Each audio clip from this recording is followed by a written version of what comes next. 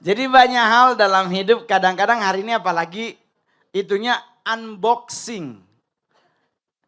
Buka-bukaan, terbuka, ngebuka, apapun yang penting ada buka, ada kalimat buka. Gitu. Biasa kalau kita di dunia artis tuh ya kan, ada barang masuk harus difoto, divideoin, diposting Instagram, Facebook, Friendster, Pet dan sebagainya kalaupun masih ada. Jadi hari ini Bang Mongol, besok kita di ibadah Woman of Integrity buka-bukaan tentang Bang Mongol. Gasken. Jadi Bapak Ibu yang terkasih dalam Tuhan, dalam hal hidup, saya adalah salah satu saksi mata kebaikan Tuhan dalam hidup kita. Saya orang yang tidak pernah dianggap akan sukses, tetapi Tuhan buat saya sukses. Banyak orang beranggapan bahwa saya pasti mentok hidupnya.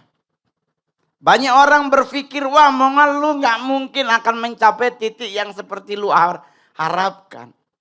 Lu orang kampung, gak punya orang tua dari kecil. Ya kan, sudah dari kecil melakukan hal yang bertentangan dengan firman Tuhan. Saya udah dari kecil pinter nyuri. Ya jujur-jujur aja Bapak Ibu, saya dari kecil jago nyuri. Nyurinya pas oma tidur gitu kan. Jadi orang selalu berpikir, wah gak mungkin hidupmu akan diberkati Tuhan. Apalagi saya sebagai orang Manado tuh, standar muka gak sampai. Orang Manado itu identik fasung dan vermoy. Cakep dan cantik. Jadi kalau saya dijejerin dengan seluruh artis dari Sulawesi Utara, saya yang nomor 100-nya. Yang paling jelek dari di depannya masih ada Om Sion Gideon. Nah dia nomor 99, saya yang 100. 11-12 kita sebenarnya ya kan. Tetapi itu kan menurut manusia, betul? Menurut Tuhan beda coy. Jadi orang berpikir, wah Mongol, lu kan anak satanik, masa bisa Tuhan beri kesempatan untuk berubah, untuk bertobat dan berbuah dan berdampak. Ya kalau Tuhan izinkan buat saya mengalami itu, kenapa tidak? Bukankah Tuhan yang bilang gak ada yang mustahil bagi Tuhan? Iya tuh. Penyerta apa namanya ya? Kalau orang dulu bilang tuh, I surrender Lord. Ya kan? Berserah sama Tuhan. Kita angkat tangan aja biar Tuhan yang turun tangan. Termasuk dalam hal apapun dalam hidup saya. Udah jadi artis aja, sebelum jadi artis nggak ada gosip. Setelah jadi artis salah pakai baju, buh. Salah pakai cincin, buh, bunyi. Itu pasti palsu tuh. Ya terus kan nggak mungkin saya setiap posting ditulis cincinnya sama sertifikatnya. Buat apa? Terus kan gak mungkin saya setiap hari harus terlihat nice to meet you gitu. Ya saya di rumah ya pakai boxer aja udah cukup. Makan di warteg, makan di tempat mahal, dikomenin loh. Tuh kan sombong hidupnya. Ih, gila makan di warteg tuh kan miskin tuh. Udah gak ada job tuh pasti. Jadi serba salah. Nanti tuh suruh gue makan di mana gitu. Makan nasi kuning sajen di bawah pohon beringin. Jadi serba salah loh Bapak Ibu. Jadi kalau bicara kita buka-bukaan, saya punya masa lalu yang tidak baik. Saya punya masa lalu yang kurang sempurna di hadapan Tuhan. Saya punya masa lalu yang memalukan menurut ukuran manusia. Orang nanya, tapi kan Mongol, lu gabung di gereja setan, itu benar. Nah terus kita mau pakai apa gitu buat situ percaya? Gereja setan gak ada sertifikat baptisan. Gak ada sertifikat penyerahan anak atau kalau karismatik kan penyerahan anak gitu. Anak umur sekian diserahkan ke bata Tuhan, nanti di saat dewasa dia baru dibaptis. Gak ada akte baptisan. Ada rekening koran. Itu pun kalau rekening dibuka takut dirjen pajak yang datang. Jadi orang nanya, tapi masa sih Bang Mongol gereja setan itu ada? Lah sekarang kita gereja setan ribet. Apakah Anda tahu dulu ada Children of God? Sama-sama penyesatan. Bahkan dinyatakan oleh negara sebagai sekte sesat dan pemimpinnya dideportasi tahun 89. Nah, mama saya bagian dari situ. Oleh sebab itu orang nanya, Mama Lungol meninggalnya di surga. Gue kagak tahu. Soalnya saya umur 4 tahun dia meninggal.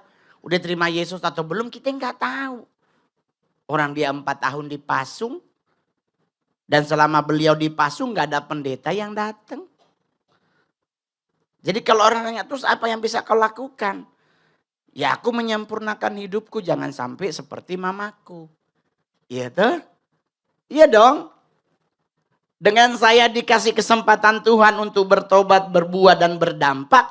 So saya harus jadi orang baik. Sekalipun kalau kadang di gereja gitu dulu awal-awal saya jadi artis. Ke gereja gitu. Gak ada orang di sebelah Mongol. Nggak ada. Bahkan di satu gereja kita lagi ibadah ada yang hilang handphone. Itu sebaris langsung lihatnya ke Mongol. Saya bilang, kenapa muka Mongol ya gitu. Padahal kan yang hilang di belakang. Kita di depannya kenapa yang belakang ikut ngelihat ke kita. Kan kita nggak mungkin ke belakang ngambil handphone. Jadi kalau mau dibilang hidup itu berat, pasti orang seperti saya ini menjalani hidup di saat bertobat itu berat Pak. Ditolak di mana-mana, diragukan pertobatannya. Bahkan sampai hari ini pun pertobatan saya masih diragukan. Tetapi yang paling saya selalu bilang adalah saya bisa sampai hari ini ada. Kalau bukan karena kebaikan Tuhan, gak mungkin. Serius Bapak Ibu. Muka saya ini gak ada muka artis. Ini muka saya ya paling cocok kalau udah kalung gede. Pasti dukun. Tukang hipnotis ya kan. Kalau gak cowok-cowok multi level marketing. Pakai jasnya nggak ganti-ganti, kemejanya pulang rumah dicuci, dijemur, besok dipakai lagi. Saya masih ingat sama dulu di Jakarta, kerja kantoran harus pakai hitam putih. Beli di baju, ada benang di sininya. Nggak digunting, ditarik. Dia geroak sampai atas. Jadi Bapak Ibu kalau besok ada baju baru ada benang guntingnya jangan ditarik. Itu bisa aja telanjang loh sampai atas. Terus kalau orang nanya, Bang bagaimana lu bisa hidup? Bagaimana tentang apa yang terjadi di masa lalumu? Apakah itu benar? Saya mau ngasih tahu buat Bapak Ibu. Coba kita buka Lukas 17 ayatnya yang pertama. Lukas 17 ayatnya yang pertama. Sudah ada? Kita baca sama-sama. Lukas 17 ayatnya yang pertama. 1, 2, 3.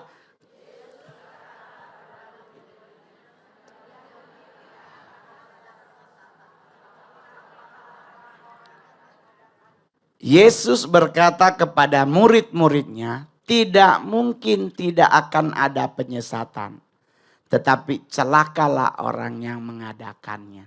Jadi mohon maaf Bapak Ibu. Penyesatan itu yang ngomong bukan Mongol. Yesus yang ngomong. Tidak mungkin tidak ada penyesatan. Berarti penyesatan itu ada. Tetapi kalimat belakangnya adalah tetapi celakalah orang yang mengadakannya. Seluruh pemimpin penyesatan di dunia hidupnya celaka. Ada yang bunuh diri. Ada yang maksudnya bunuh diri lompat. Ada yang minum racun. Ada yang kena kanker. Semua orang yang terlibat dalam namanya penyesatan pasti akan celaka hidupnya. Jadi kalau orang nanya, tapi Bang Mol bagaimana? Nah itulah. Momen kasih karunia Tuhan masih ada, Mongol take it. Mongol ambil momen itu.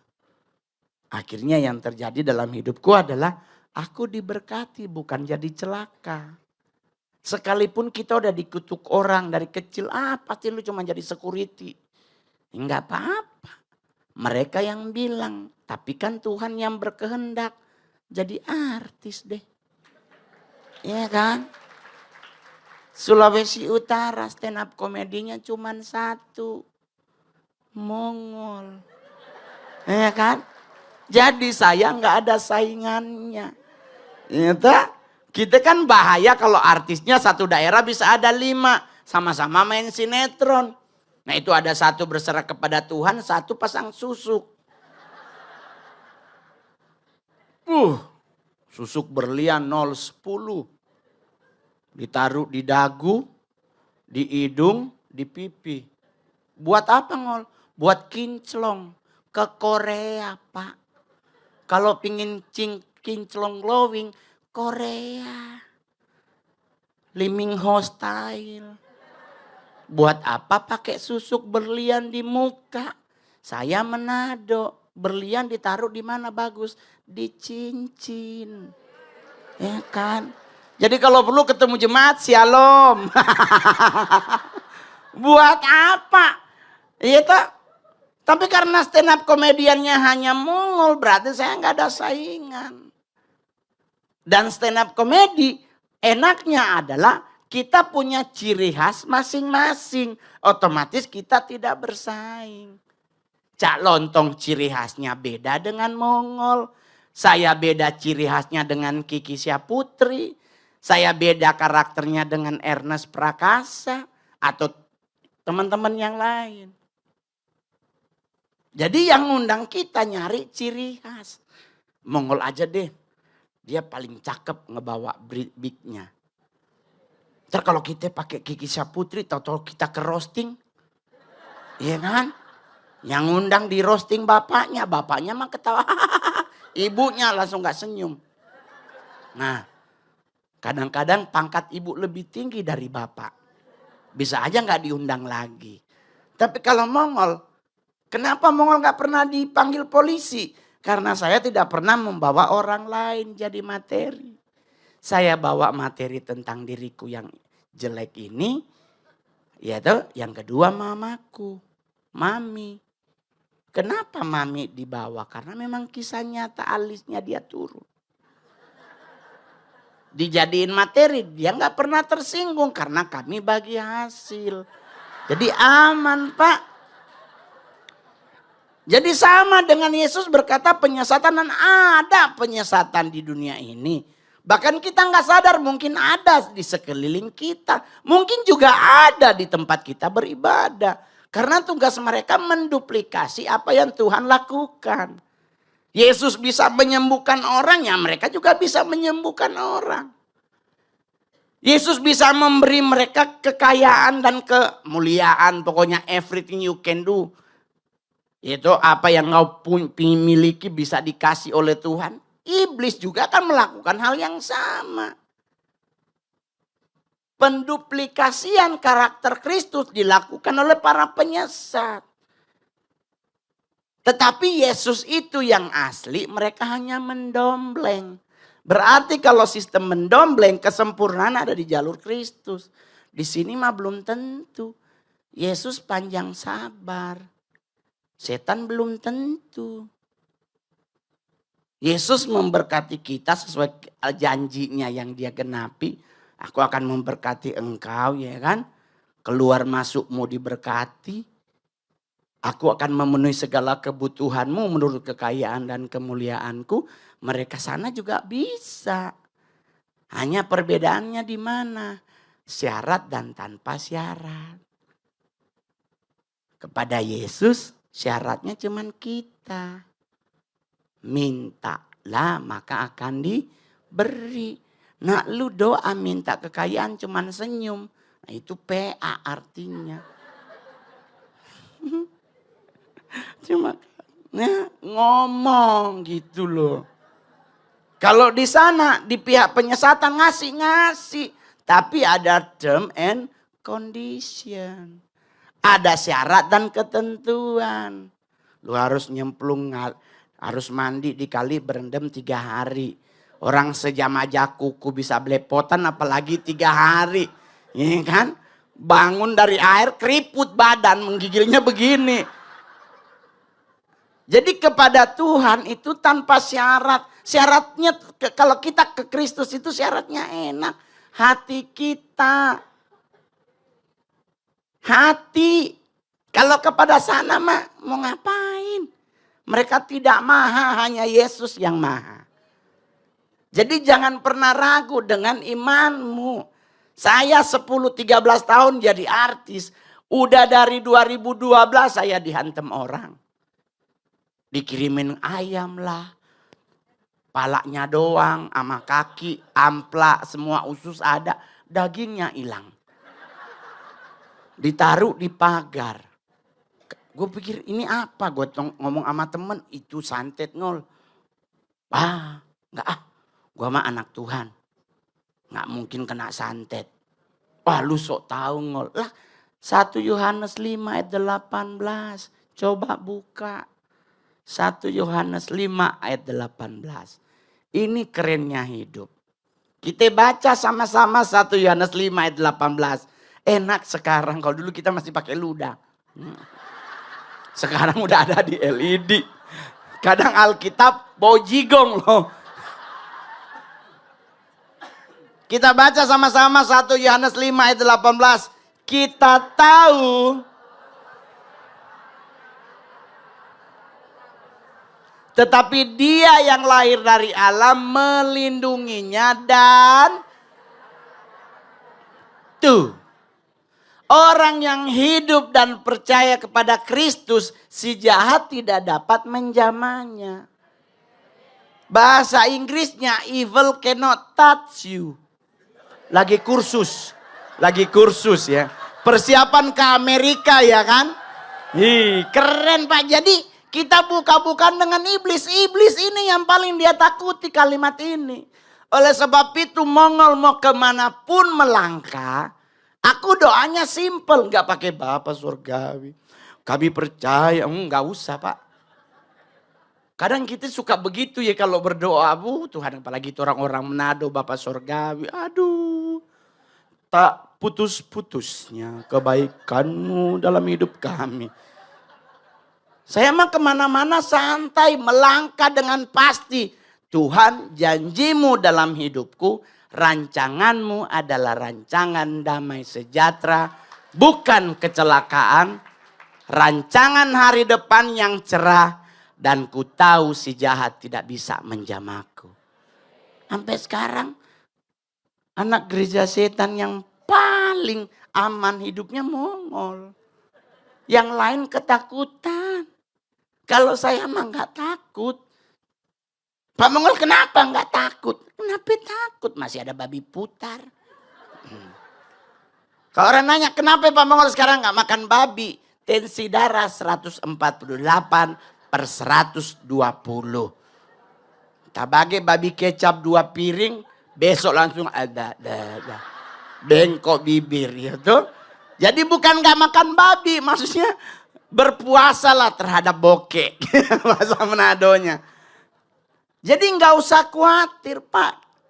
Kita buka-bukaan pertama. Orang yang percaya yang lahir dari Allah. Iblis itu tidak bisa menjamah kita. Jadi besok kalau di sana ada kuntilanak. Nggak usah dibikin konten. Kadang pakai handphone. Di atas nih. Dah Tuhan Yesus. Ada ibadah di rumah ribut sama kuntilanak. Saya kalau lewat pohon yang ada kuntilanak, beda loh. Ada yang karismatik bawa minyak urapan Tuhan. Kami usir kuntilanaknya. Orang dia yang punya rumah lah situ datang, mengusir. Tapi Pak Mongol kan kuntilanak ini harus kita basmi. Kalau mau basmi kuntilanak mah nggak pakai doa dan minyak urapan, pohonnya ditebang. Hilang gak ada tempat dia nangkring. Lu doain. Ya dia bisa balik lagi. Jadi Yesus yang bilang penyesatan itu ada. Apa yang dilakukan? Menduplikasi semua karya keselamatan Kristus. Sasarannya yang harus kita ingat. Sasaran satanisme saat ini lebih fokus ke anak muda. Karena sasaran orang tua nggak nyampe targetnya. Karena orang tua itu kalau udah keke di GPIB, sampai Tuhan datang dia akan di GPIB.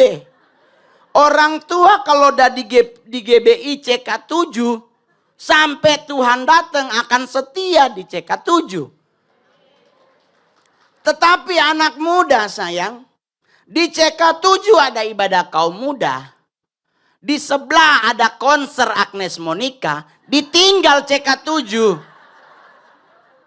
Karena anak muda yang dia cari sosoknya.